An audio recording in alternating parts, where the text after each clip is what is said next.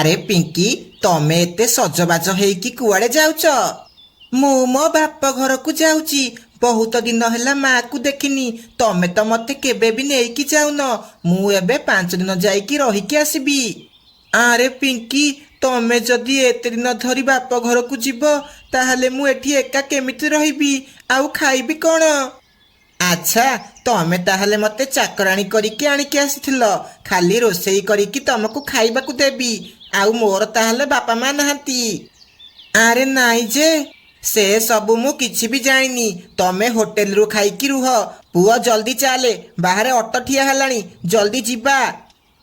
ଏହା କହି ପିଙ୍କି ଆଉ ବିଟୁ ମାମୁଁ ଘର ଯିବାକୁ ବାହାରିଲେ। ଅଟୋବାଲା ଭାଇ, ଧୀରେ ଧୀରେ ଗାଡ଼ି ଚଲେଇବ। ଭାଉଜ, ତମେ କାହିଁକି ବ୍ୟସ୍ତ ହଉଛ? ମୁଁ ଧୀରେ ଧୀରେ ଗାଡ଼ି ଚଲେଇବି।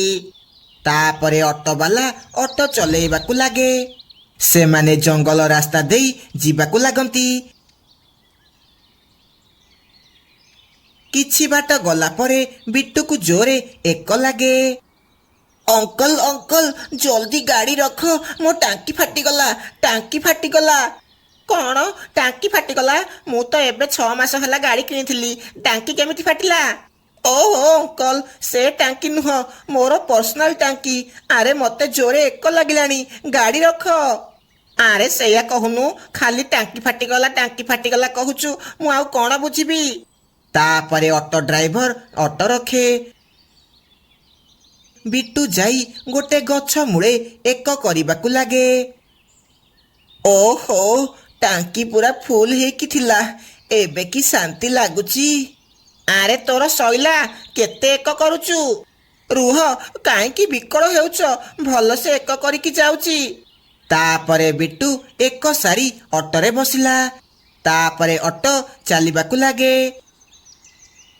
ବିଟୁ ଯୋଉ ଗଛ ମୂଳେ ଏକ କଲା, ସେହି ଗଛରେ ଗୋଟେ ଡାହାଣୀ ରହୁଥିଲା। ଛି ଛି, କିଏ ସେ ମୋ ଉପରେ ଏକ କରି ଚାଲିଗଲା? ତୋର ଏତେ ସାହସ, ତୁ ମୋ ଉପରେ ଏକ କରି ଚାଲିଗଲୁ? ରହ, ତତେ ଆଜି ମଜା ଶିଖେଇବାକୁ ପଡ଼ିବ। ଏହା କହି ଡାହାଣୀ ବିଟୁ ଯୋଉ ଅଟୋରେ ଯାଉଥିଲା ତାର ପିଛା କରିବାକୁ ଲାଗିଲା। କିଛି ସମୟ ପରେ ବିଟୁ ଆଉ ତା ମା ରଙ୍ଗେଇଲୁଣ୍ଡା ଜଙ୍ଗଲ ପହଞ୍ଚିଗଲେ। ପୁଅ, ହେଇଟି ଦେଖେ, ତୋ ମାମୁଁ ଘର ପହଞ୍ଚିଗଲେ। ଚାଲେ, ଘର ଭିତରକୁ ଯିବା। ଏହା କହି ସେମାନେ ଘର ଭିତରକୁ ଗଲେ। ଘରେ ବିଟୁର ଆଈ ଆଉ ତା ମାମୁଁ ଥିଲେ। ଆଲୋ ଝିଅ, ତୁ କଣ କିଛି ନ କହିକି ଚାଲି ଆସିଲୁ? ମତେ କହିଥିଲେ ମୁଁ ତୋ ପାଇଁ ଭଲ ଭଲ ଖାଇବା ବନେଇଥାନ୍ତି। ଆଲୋ ମା, ତୁ ବ୍ୟସ୍ତ କାହିଁକି ହଉଛୁ? ତୁ ଯାହା ବି ରୋଷେଇ କରିଛୁ ଆମେ ଖାଇବୁ, ହେଲା?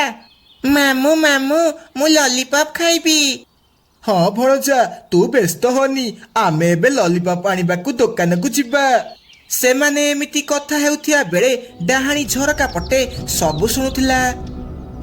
ହଇରେ ଦୁଷ୍ଟ ଟୋକା, ମୋ ଉପରେ ଏକ କରିକି ଏଠି ଆସିକି ଲଲିପପ୍ ଖାଇବାକୁ କହୁଛୁ? ରହ, ତତେ ଏବେ ଦଉଛି। ତାପରେ ବିଟୁ ତା ମାମୁଁ ସହ ଲଲିପପ୍ ଖାଇବାକୁ ଗଲା। ସେ ଡାହାଣୀ ବି ସେମାନଙ୍କ ପଛେ ପଛେ ଯିବାକୁ ଲାଗେ। କୁନା ଭାଇ, ଗୋଟେ 5 ଟଙ୍କିଆ ଲଲିପପ୍ ଦେଲ, ମୋ ଭଣଜା ଖାଇବ। ଇଏ ନିଅ ଲଲିପପ୍। ବିଟୁ ତାପରେ ଲଲିପପ୍ ନେଇ ଖାଇବାକୁ ଲାଗେ। ସେ ଖାଇ ଖାଇ ବାଟରେ ଆସୁଥିଲା, ଡାହାଣୀ ଯାଦୁ କରି ତା ହାତରୁ ଲଲିପପ୍ ଭିଡ଼ିକି ନେଇଗଲା। ମାମୁଁ ମାମୁଁ, ମୋ ଲଲିପପ୍ କୁଆଡ଼େ ଗଲା? କଣ, ତୁ ପା ଏବେ ଖାଉଥିଲୁ, ତଳେ ପକେଇଦେଲୁ ନା କଣ? ନାଇଁ, ମୁଁ ତଳେ ପକେଇନି, ସତ କହୁଛି। ହଉ, କାଲି ସକାଳେ ମୁଁ ତତେ ଆଉ ଗୋଟେ ଲଲିପପ୍ କିଣିକି ଦେବି, ହେଲା? ଏହା କହି ସେମାନେ ଘରକୁ ଯିବାକୁ ଲାଗିଲେ। ଘରେ ବିଟୁ ମା ଆଉ ତା ଆଈ ମିଶି ସ୍ୱାଦିଷ୍ଟ ସ୍ୱାଦିଷ୍ଟ ଖାଇବା ବନେଇଥିଲେ। ଆରେ ନାତିଆ ଟୋକା, ତୋର ଲଲିପପ୍ ଖିଆ ସରିଲା? ଆସେ, ମୁଁ ତୋ ପାଇଁ ତୋ ମନ ପସନ୍ଦର ଖାଇବା ବନେଇଛି, ଖାଇବୁ, ଆସେ। ଆରେ ବା, କେତେ ବଢିଆ ବଢିଆ ଖାଇବା ହେଇଛି। ଏ ଖାଇବା ସବୁ ମତେ ଦରକାର। ଏ ଟୋକା କଣ ଖାଇବ? ଯାଉଛି, ୟା ଦେହରେ ପଶିଯିବି, ଆଉ ସବୁ ଖାଇବା ଖାଇଦେବି। ଏହା କହି ସେ ଡାହାଣୀ ବିଟୁ ଦେହରେ ପଶିଯାଏ। तापरे समस्ते खाइबा खाइबाकु लागंती। समस्ते धीरे धीरे खाती किंतु बिट्टू 5 मिनिट भितरे सबु खाइबा शेष करि दिए। मोर एतिकिरे किछि भी पेट पुरिलानी, मते आहुरी खाइबाकु दियो, मो किछि भी जानिनी। एहा सुनी समस्ते आश्चर्य हो जाती। ताले पुओ ये ने मो खाइबा खाइदे। एहा सुनी बिट्टू देहरे पशिथिबा डाहाणी बहुत खुशी हो जाए। आउ ता मामू देइथिबा खाइबाकु भी अल्प समय भितरे शेष कर दिए। मते आहुरी जोरे भोक करूची, मते आहुरी खाइबाकु दियो। एहा सुनी बिट्टू आई भाबिला, अरे ये एमिति कौन होउची, या देहरे आउ को डाहाणी पशि जाइनिटी ना, मते सेया लागुची या देहरे डाहाणी अछि। हौ पुआ रह, मु तो पाई आउ खाइबा आनिकी आसुची। एहा कही बिट्टू आई रोसई घर को जाए। आउ किछि खाइबारे लंका गुंड पकेइकी आणे। इए ने पुआ याकु खाई दे। जेमिति से डाहाणी ताकु खाइची ता पाटी जोरे जोरे पोड़ीबाकु लागे। मो पाटी ये तू कौन पकाइकी देई देलु? पानी दियो, मते पानी दरकार। पानी पीबू, ये ने पानी। एहा कही बिट्टू आई ताको किछि गंगा जल ग्लास रे दिए। जेमिति से डाहाणी से गंगा जल पीची से बिट्टू देहरु बाहर को आसे। ए बुढ़ी, तू मो सह किछि ठीक कलुनी। रह, तोते मु छाड़ीबिनी, आउ ए बिट्टू को भी छाड़ीबिनी। ये मो ऊपरे एक करी के आसीची। एबे मु चली जाउची, मु पुणी थरे आसीबी। एहा कही से डाहाणी सेठारु दौड़ी की पड़ाए। एहा देखी समस्ते बहुत जोरे हसिबाकु लागंती। आउ किछि दिन परे काळुर जन्मदिन थिला, किंतु तार पिंधिया पाई किछि भी नुआ ड्रेस नथिला। से एहा भाबी भाबी नदी कूल को गला।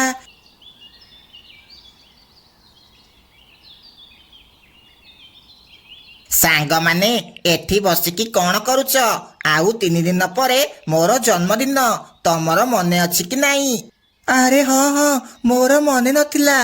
भोजी दबुटी से दिन मो पाई ओराइता करिथिबु हेला, आउ मो पाई पनीरी खुप्तुखु करिबु हेला। हाँ हाँ, सबु हेबो। एबे चाल टिके सहर जिबा। जन्मदिन रे पिंधिया पाई मो पाखरे किछि भी नुआ ड्रेस नाही, आउ बहुत सारा जिनिस किनिबार भी अछि। हौ ताहाले चाले जिबा। एहा कहि से माने 3 जण सहर जिबाकु लागिले। किछि समय परे से माने सहर रे पहुंची गले। सेठी काळू ता पाई नुआ ड्रेस किनिला। एमिति किणा किणी करू करू संध्या हो गला। से माने धीरे धीरे घर को आसीबाकु लागिले। अरे ये कौन, धीरे धीरे राति हेलानी, आमे एबे जाए घर को फेरिने। घरे समस्ते आमर चिंता करुथिबे। अरे तू व्यस्त होनी, एई मधुबन जंगल परे आम जंगल आसीबो, आउ मात्र अल्प बाट। सेथिपाई मु कहूतिली आमे बस रे जिबा बोली, किंतु तमे 2 जण कंजूस पैसा सरी जियो बोली मना कल। मते यारे बहुत जोरे भोक भी कलानी। अरे भोक जदी कलानी, चालुनु कोन किछि खाई देबा। हाँ, एते राति रे कोन तो बोपा एठी दुकान खोलथिबो। सेतिकी बेले मिट्टू को दूर रे किछि लाइट जळुथिबार देखा जाए। तमे 2 जण टिके चुप रुह, हेइटी सेठी देख किछि लाइट देखा जाउची। चालो सेठी की जिबा, सेइटा बोधे को दुकान। खाइबाकू कोन जदी थिबो ताहले खाइबा। एहा कहि से माने सेही लाइट रो पीछा करी करी गले। से माने सेठी पहुंची देखिले गोटिए सुनसान जगह, केही सेठी नाहती। गोटे छोट दुकान, आउ से दुकान रे गोटे बुढ़ा पक्षी ठिया हैची। आउ से दुकान ऊपर लिखा हैची रघु दहीबरा दुकान। अरे बा, ये तो गोटे दहीबरा दुकान। एठी तो दहीबरा बिका होची। मु बहुत दिन हैला दहीबरा खाइनी। चलो आज मजा करी खाइबा। रह काळू, तोते किछि गड़बड़ लागुनी? एते राति रे कोन दहीबरा बिका होची? मते किछि ठीक लागुनी। हई रे, तोते परा एबे जोरे भोक करूथिला, आउ एबे टीवी डायलॉग कोन मारुचु? राति रे काहे की दहीबरा बिका हेबनी कहलु? खाइबार अछि जदी चाले। ତାପରେ ସେମାନେ ସେହି ଦହିବରା ଦୋକାନ ପାଖକୁ ଗଲେ।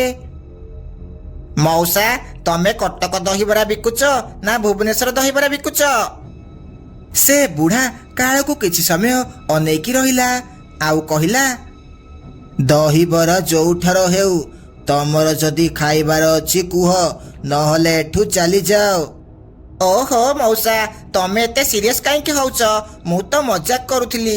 ଦିଅ ଆମକୁ 3 ପ୍ଲେଟ୍ ପୁରା ଲଙ୍କା ସସ୍ ପକେଇକି ଦହିବରା ଦିଅ। ତାପରେ ସେ ବୁଢା ମଉସା 3 ପ୍ଲେଟ୍ ଦହିବରା ସଜେଇବାକୁ ଲାଗେ। ଆରେ ମିଟୁ, ମତେ ମଉସା କିଛି ଠିକ ଲାଗୁନାହାନ୍ତି। କାହିଁ, ତାଙ୍କ ପଛରେ କଣ ଲାଞ୍ଜ ବାହାରିଛି? ଭାକ୍, ମୁଁ କଣ କହୁଛି ତୁ ବୁଝିପାରୁନୁ? ଦେଖେ, ତାଙ୍କ ଆଖି କେମିତି ନାଲି ନାଲି ଦେଖାଯାଉଛି। ଆରେ ଚୁପ୍ ରହ, ମଉସା ବୋଧେ ରାତି ସାରା ଶୋଇନି, ସେଥିପାଇଁ ଆଖି ନାଲି ଦେଖାଯାଉଛି। ତୋର ଯଦି ଏତେ କଥା ଥିଲା କାହିଁକି କହୁଥିଲୁ ଭୋକ ଲାଗୁଛି ବୋଲି? ଆମେ ତ ଏତେବେଳକୁ ଘରେ ପହଞ୍ଚି ସାରିତେଣି। ସେମାନେ ଏମିତି କଥା ହେଉଥିଲା ବେଳେ ସେ ମଉସା ଆଣି 3 ପ୍ଲେଟ୍ ଦହିବରା ଦେଲା। ନିଅ ତମ ଦହିବରା, ଆଉ ଯଦି କିଛି ଦରକାର ତାହେଲେ ମତେ କହିବ। ହଁ ହଁ ନିଶ୍ଚିନ୍ତ। ତାପରେ ସେମାନେ 3 ଜଣ ଦହିବରା ଖାଇବାକୁ ଲାଗିଲେ। ଖାଇସାରି ସେମାନେ ଯେତେବେଳେ ପଇସା ଦେବାକୁ ମଉସା ପାଖକୁ ଗଲେ, ସେ ମଉସା ସେଠି ନାହିଁ। ଆରେ ଏ ମଉସା କୁଆଡେ ଗଲେ? ଏବେ ତ ଏଇଠି ଥିଲେ। ମୁଁ କଣ କହୁଛି, ମତେ ମଉସା କିଛି ଠିକ ଲାଗୁନି। ଆରେ ଭାଇ, ତୁ ଟିକେ ଚୁପ୍ ରହିବୁ? ଖାଲି ସେତିକଳୁ ବଜ ବଜ ହେଉଛୁ ଯେ ହେଉଛୁ। ସେତିକି ବେଳେ ତାଙ୍କ ପଛପଟୁ କିଏ ଜଣେ କହିଲା, ଦହିବରା କେମିତି ଲାଗିଲା ବାବୁ? ଏହା ଶୁଣି କାଳୁ ଦେହ ପୁରା ଥଣ୍ଡା ହେଇଗଲା। ସେତିକି ବେଳେ ଜୋରେ ଘଡଘଡି ମାରିଲା ଆଉ ଜୋରେ ଜୋରେ ପବନ ହେବାକୁ ଲାଗିଲା। ସେମାନେ ପଛକୁ ବୁଲି ଦେଖିଲେ ସେ ବୁଢା ମଉସା ଏକ ଭୟଙ୍କର ଭୂତ ହେଇଯାଇଥିଲା। ଏହା ଦେଖି ସେମାନେ ଭୟରେ ଥରିବାକୁ ଲାଗିଲେ। ମୁଁ କଣ କହୁଥିଲି, ଏ ବୁଢା ମତେ କିଛି ଠିକ ଲାଗୁନି। ତମେ ମୋ କଥା କେହି ବି ମାନିଲନି। ହଁ, ଇଏ ତ ଗୋଟେ ଭୂତ। ଏବେ ଆମେ କଣ କରିବା? କୁଆଡେ ଯିବା? ଏବେ ତମେ ଆଉ କୁଆଡେ ଯାଇପାରିବନି। ଏଠି ଯିଏ ବି ଗୋଟେ ଥର ଆସେ ସେ ଆଉ ଫେରିକି ଯାଇପାରେ ନାହିଁ। ଦୟାକରି ଆମକୁ ଛାଡି ଦିଅ, ଆମେ ତମର କଣ କରିଛୁ? ସେ ସବୁ ମୁଁ କିଛି ବି ଜାଣିନି। ତମକୁ ଏବେ ମୁଁ ଦହିବରା କରିଦେବି। ସେତିକି ବେଳେ ବଣ୍ଟିକୁ ତା ଗଳାରେ ଲଗେଇଥିବା ହନୁମାନଙ୍କ ତାବିଜ କଥା ମନେ ପଡେ। ସେ ଭୂତ ସେମାନଙ୍କ ପାଖକୁ ଧୀରେ ଧୀରେ ଆସିବାକୁ ଲାଗିଲା। ସେତିକି ବେଳେ ବଣ୍ଟି ସିଧା ଯାଇ ସେ ଭୂତ ଆଗରେ ଠିଆ ହେଇଗଲା। ସେ ବଣ୍ଟିକୁ ଯେମିତି ଛୁଇଁଛି ସେ ଦୂରରେ ଯାଇ ପଡେ। ଆରେ ତୋ ଦେହରେ ତୁ କଣ ଲଗେଇଛୁ? ମତେ ଆଜି ଯାଏ କେହି ବି ହରେଇ ନାହାନ୍ତି। ଇଏ ଦେଖେ ଭୂତ, ମୋ ହାତରେ ପ୍ରଭୁ ହନୁମାନଙ୍କର ଏହି ତାବିଜ ଅଛି। ତୁ ଆମର କିଛି ବି କରିପାରିବୁନି। ଏହା ଶୁଣି ସେ ଭୂତ ବହୁତ ଡରିଯାଏ ଆଉ ସେଠାରୁ ଅଦୃଶ୍ୟ ହେଇଯାଏ।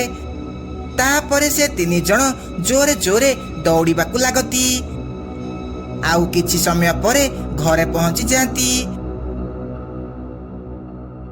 ସକାଳୁ ସେମାନେ ପୁଣି ଥରେ ସେହି ଜାଗାକୁ ଯାଆନ୍ତି। ସେଠି ଗୋଟିଏ ବୁଢା ଲୋକ ଠିଆ ହେଇଥିଲା। ସେମାନେ ତାକୁ ସବୁ କଥା କୁହନ୍ତି।